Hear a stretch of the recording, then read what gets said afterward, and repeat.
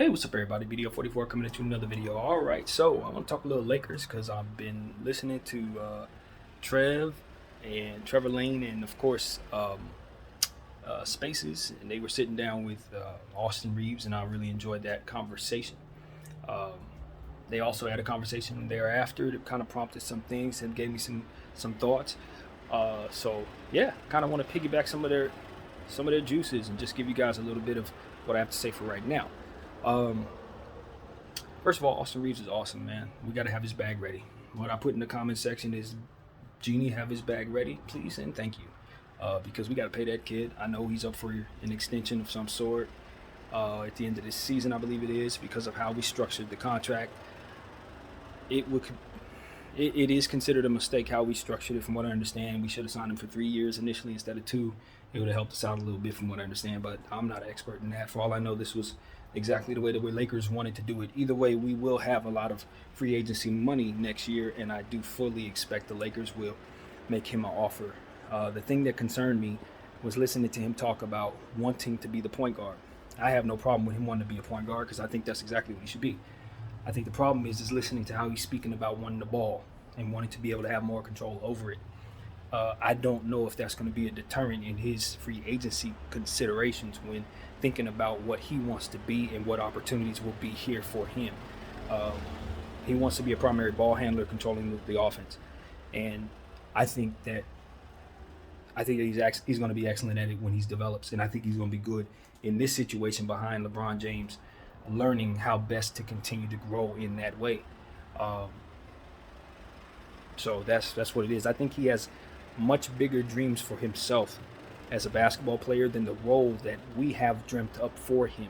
Is what I'm saying. That's what I learned in that conversation, and that's a good thing because he's a super smart ball player with a lot of size. So I think that his upside is all star, and I've said that since the beginning. Um, I just don't know if he'll ever have that role. As long as LeBron James is here, you ain't gonna be the primary ball handler or facilitator, and he understands that.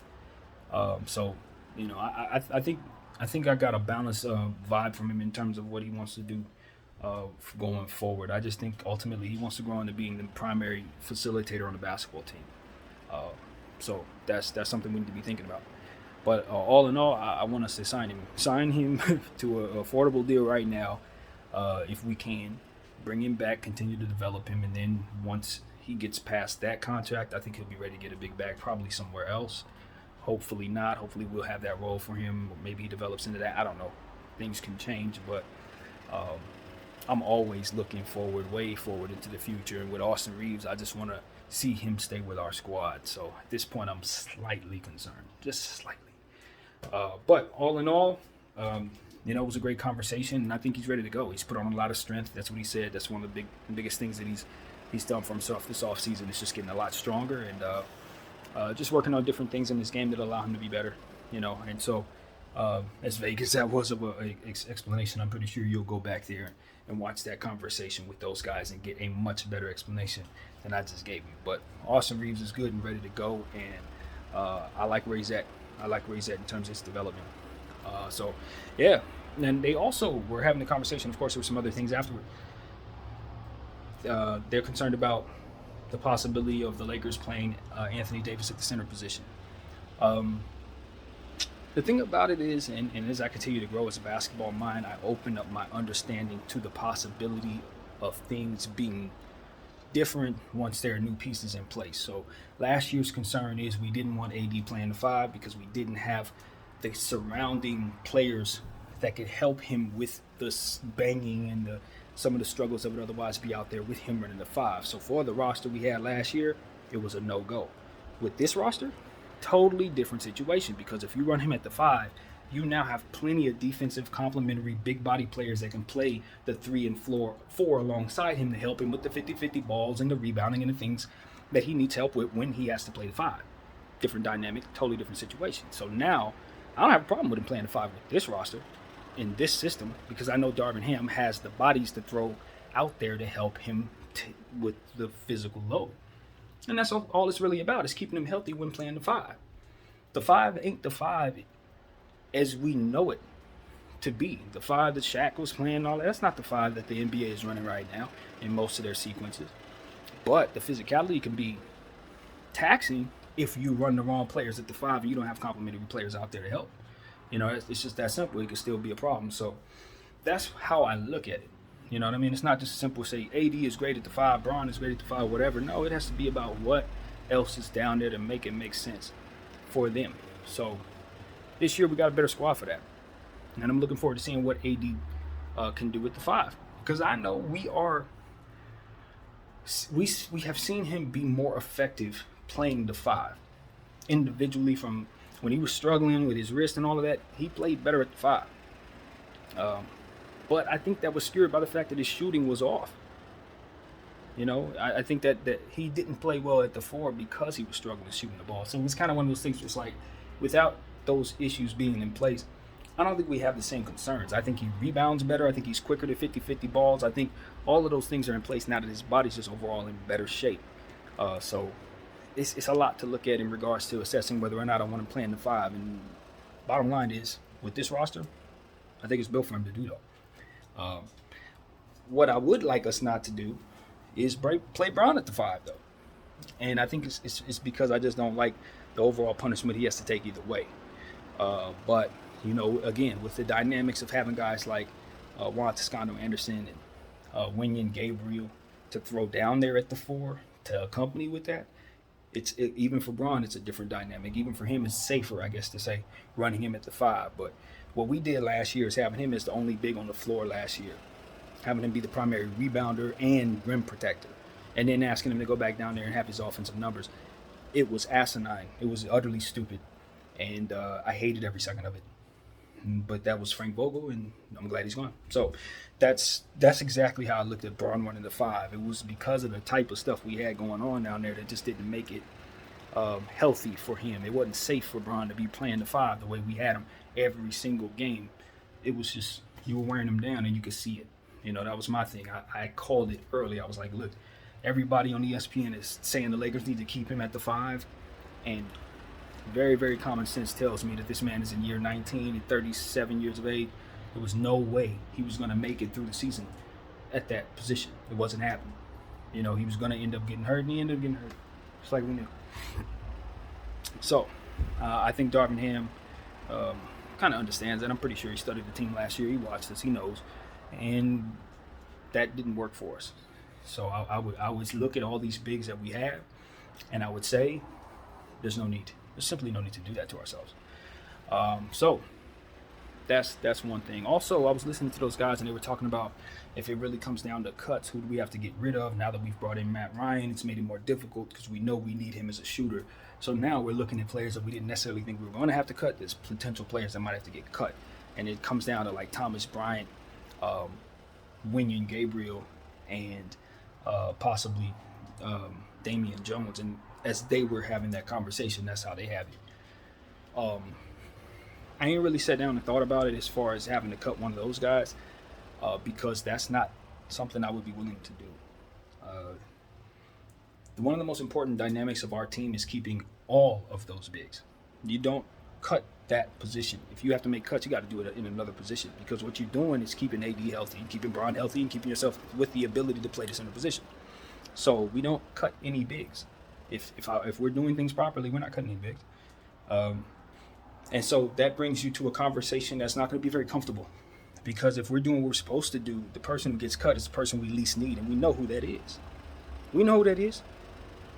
The guy who, if he happens to get hurt, blows away any chance of us winning a championship. That's who needs to not be a part of the roster. And when you start talking about who needs to be cut, it's Russell Westbrook. That's who you send home from a basketball standpoint because he's the one we least need right now in regards to what it is that our team is put together to be. He's the guy that's most left out of the creation of this roster. So if we get rid of any of the other cogs, we're actually missing what we actually need.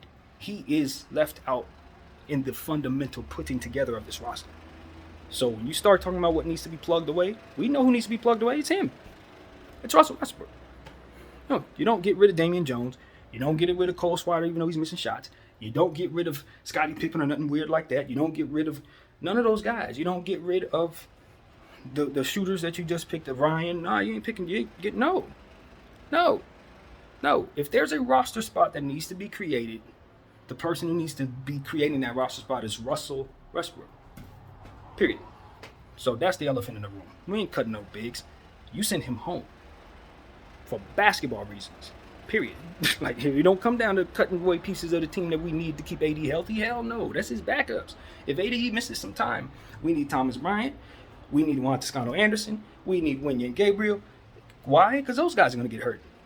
You think those guys are all going to play 82 games? Hell no. You got to take into account they're going to get hurt.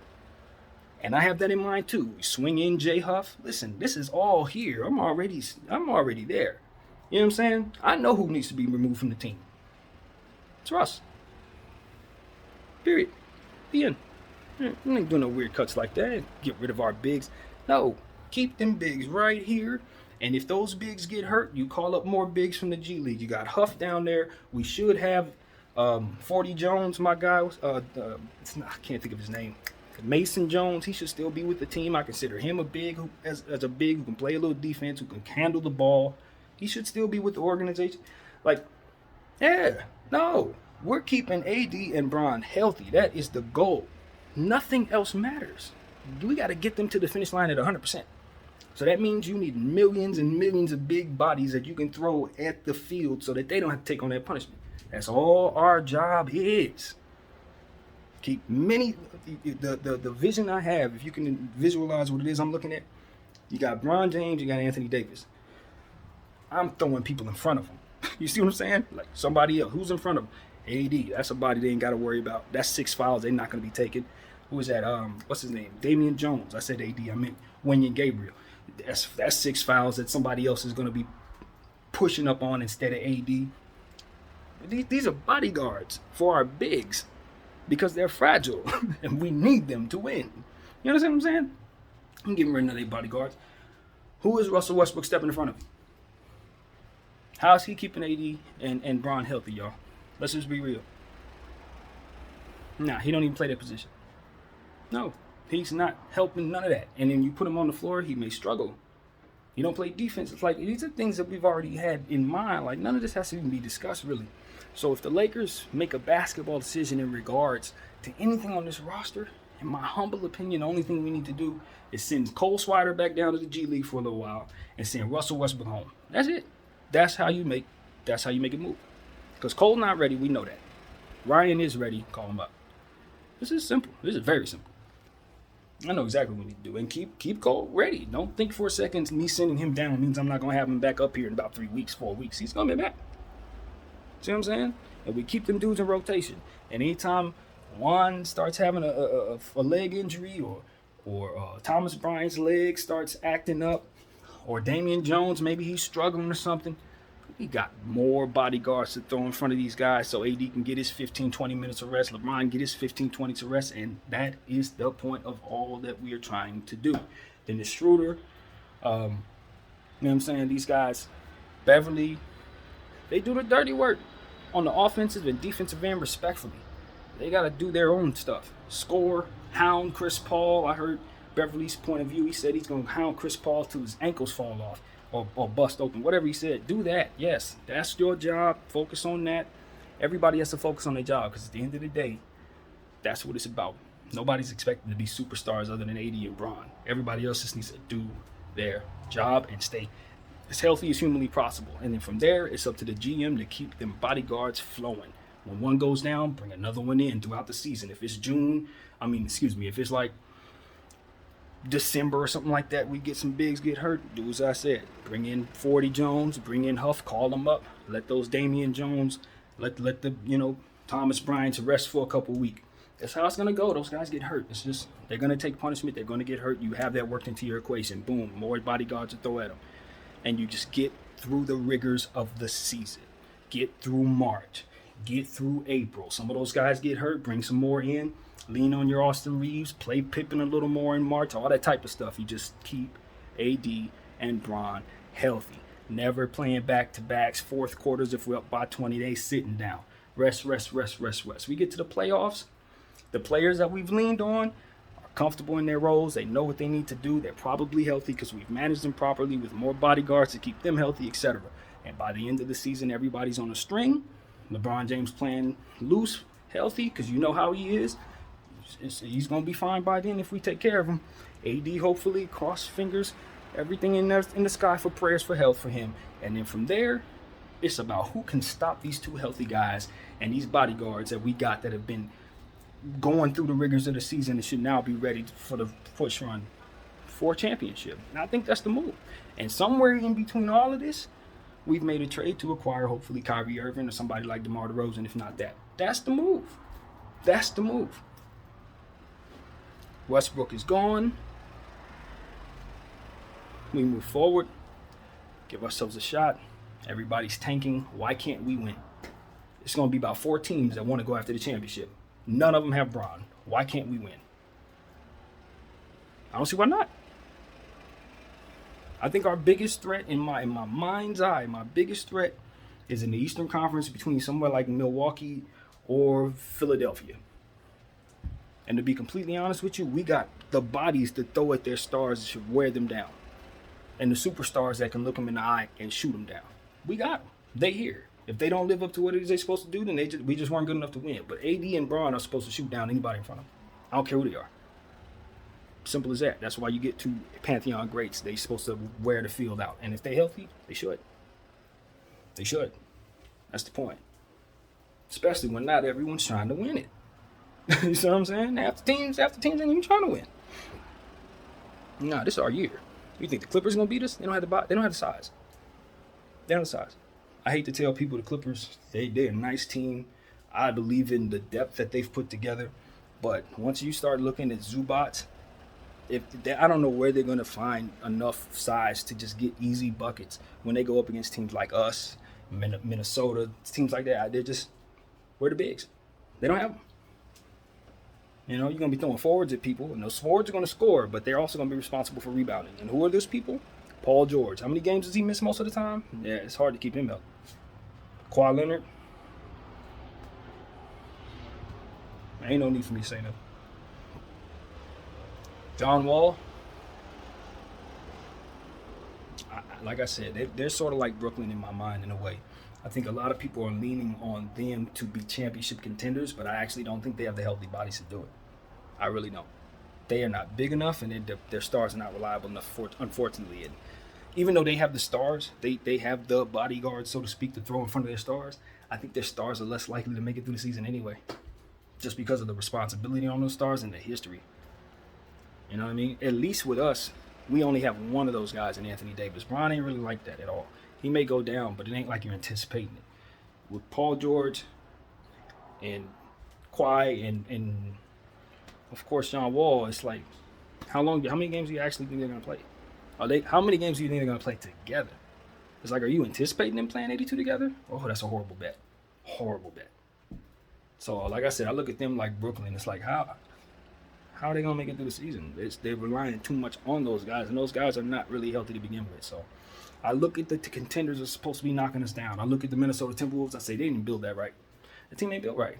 They have the length, and maybe they get lucky and let that length do something for them with the ability of, Anthony Edwards. Maybe he goes crazy this year, and if that happens, they could win something, depending on how crazy he goes. But when I look at their roster, I know basketball-wise, they didn't build properly.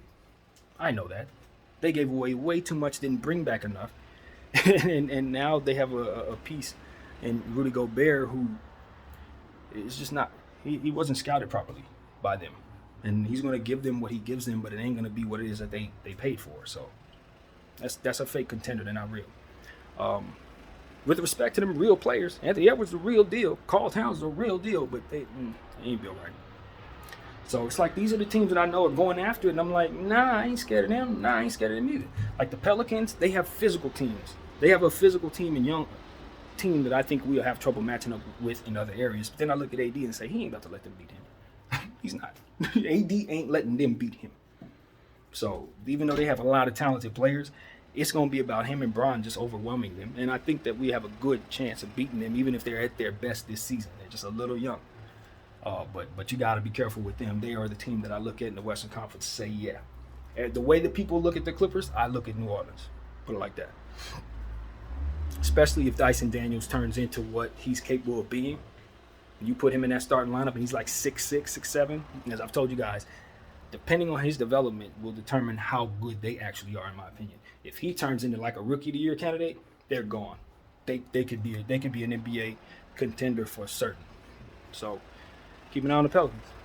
But like you see what I'm saying? Like the Suns, they're a regular season team. I don't think they match up well against us when it really comes down to it at our full strength right now. If we make the right trade, that is. Not right now, but if we get the player that I think we can get, they don't match up well with us. They're going to have trouble. I'm just telling you right now, they're going to have trouble.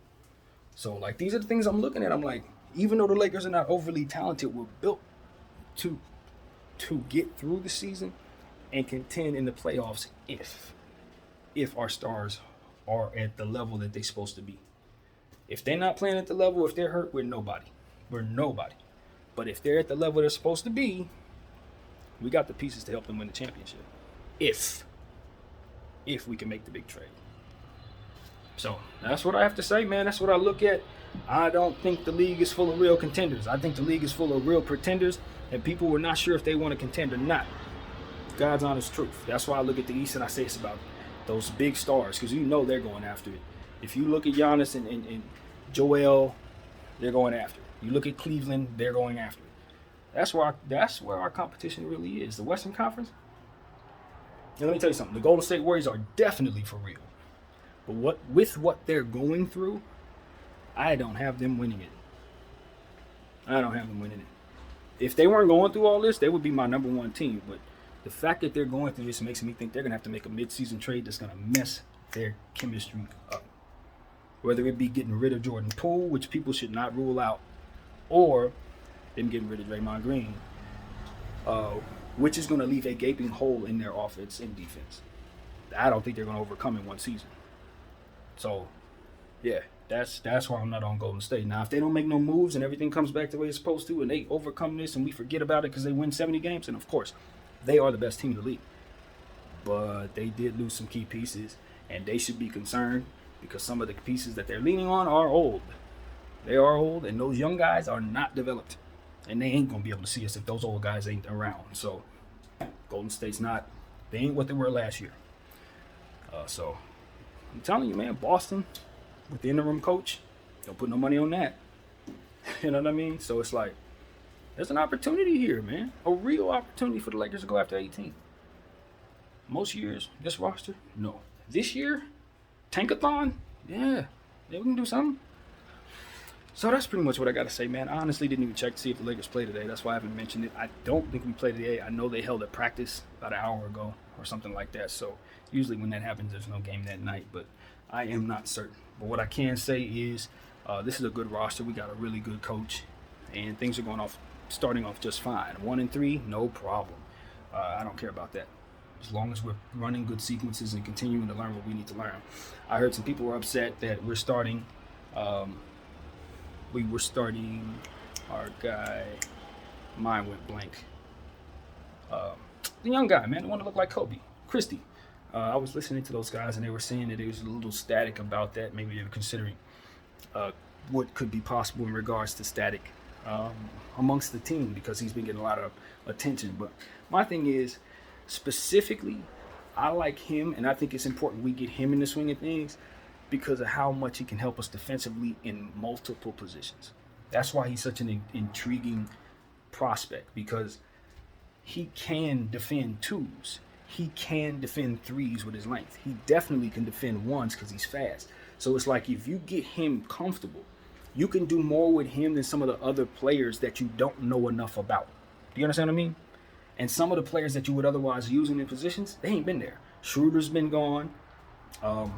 Troy Brown's been gone. We just got Walker. You see what I'm saying? So putting an emphasis on Christie made sense based on the absence of those players and the understanding of others. For example, Austin Reeves. We know about Austin Reeves, even though Darvin Ham's just getting here. There's enough information around the team to know about Austin Reeves. We need to get a look at Christie. We need to know what he can and cannot do so that we can put him on the floor for those specific things that he will be able to help us with all up and down the roster.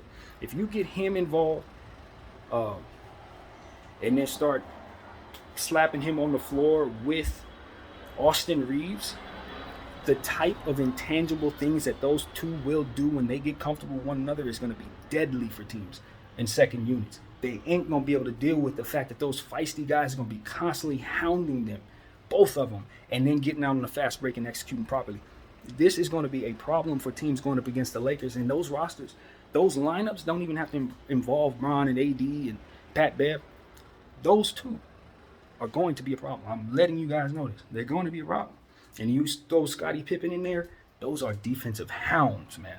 Hounds. So that's why the emphasis on Christie is so there, because you got to get him comfortable offensively. You got to get those bad jump shots worked out and his finishing issues worked out early so that you can use him as necessary.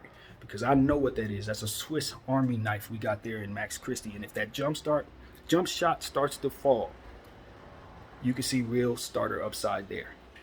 Real starter upside. And we got him with a second-round pick. So developing him is a priority. Why? Because if we develop him properly, he can turn into something much more valuable than what it is we paid for. And that is what our franchise needs to be doing. It's what I've been preaching for the last year.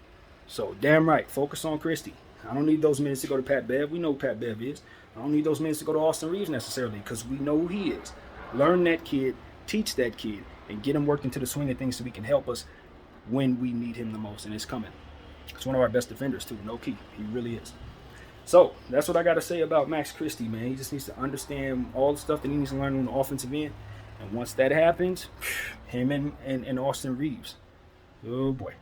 And then you throw Pat Beverly in the mix. I feel sorry for you guards and these forwards who come up against the Lakers thinking it's going to be an easy night against us, because you saw us last year and we had geezers on the floor. There's going to be some teams caught off guard so bad we're going to blow them out with the defensive hounds that we have on this team. I'm telling y'all, we got them everywhere, up and down the roster. So defense is coming. The only problem the Lakers have is shooting and rebounding at this point, but I think that's something they can get better at. But you added Matt Ryan. This team don't really have too many weaknesses. That's what I'm starting to realize. If all these players do their job, we should be able to have a chance to win every game we're in. So, yeah, don't look now, but the Lakers are for real. And I ain't saying that just as a fan. We got the elements of basketball in place. And that is what I've been asking for. So, I'm going to stop at this point. I said all I want to say. I'm very excited about my team, happy about the moves we made.